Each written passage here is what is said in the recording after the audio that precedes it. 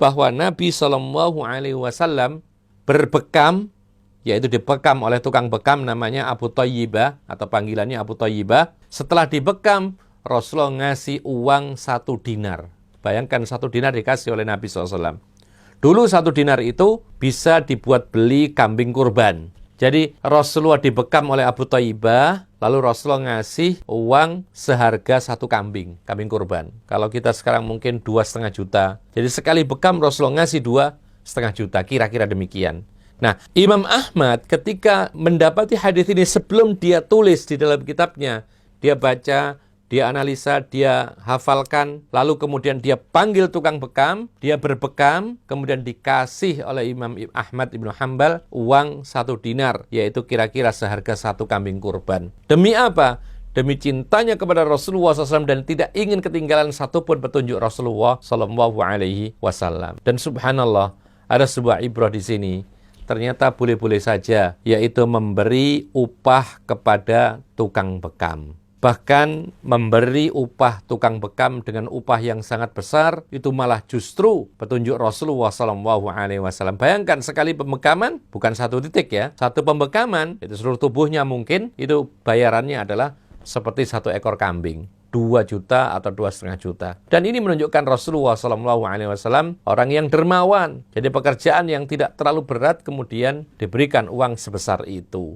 Adapun hadis wa kasbul hajjami khabith, ada sebuah hadis diucapkan oleh Nabi dalam hadis yang sahih riwayat Bukhari, yaitu upah atau pekerjaan menjadi tukang bekam itu adalah khabith. Para ulama mengatakan maksud khabith ini adalah yaitu pekerjaan yang rendah. Artinya apa? Kalau orang punya pekerjaan yang lain, maka itu lebih baik daripada menjadi tukang bekam. Kenapa demikian? Karena pembekaman itu ada keterkaitan, ada sentuhan dengan barang-barang yang kotor. Apa itu? Darah. Dan darah itu termasuk barang haram. Artinya apa? Menjadi tukang bekam, diupah, itu hal yang boleh. Karena Rasul melakukan dan tidak mungkin Rasulullah melakukan hal yang haram. Tidak mungkin Rasulullah menggaji sesuatu yang haram. Maka boleh menjadi tukang bekam, digaji tidak mengapa.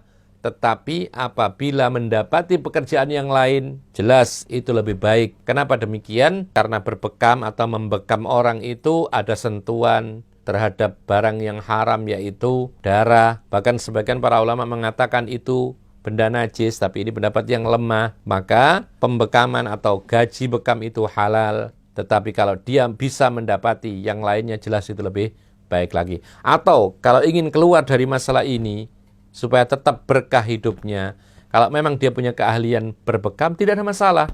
Supaya tidak dikatakan sebagai gaji, upah yang diberikan, maka silakan membekam, niatkan menolong orang, kemudian tidak usah pasang tarif. Maka diterima, apa yang diberikan itu boleh-boleh saja. Sehingga apa? Sehingga yang diterima itu bukan merupakan gaji. Itu pemberian semata-mata. Maka ini lebih baik daripada kemudian mematok tarif sehingga ini menjadi gaji yang disifati oleh Nabi SAW, yaitu pekerjaan yang rendah. Jadi untuk keluar dari masalah ini, kalau kita punya keahlian membekam, silahkan, tidak ada masalah. Niatkan menolong orang lain seperti dokter, seperti tabib, seperti perawat, menolong orang lain.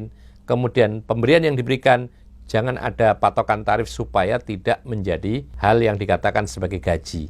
Sehingga apa yang diberikan boleh kita terima dan tidak ada urusan dengan masalah gaji bekam yang dikatakan oleh Rasulullah sebagai pekerjaan yang rendah.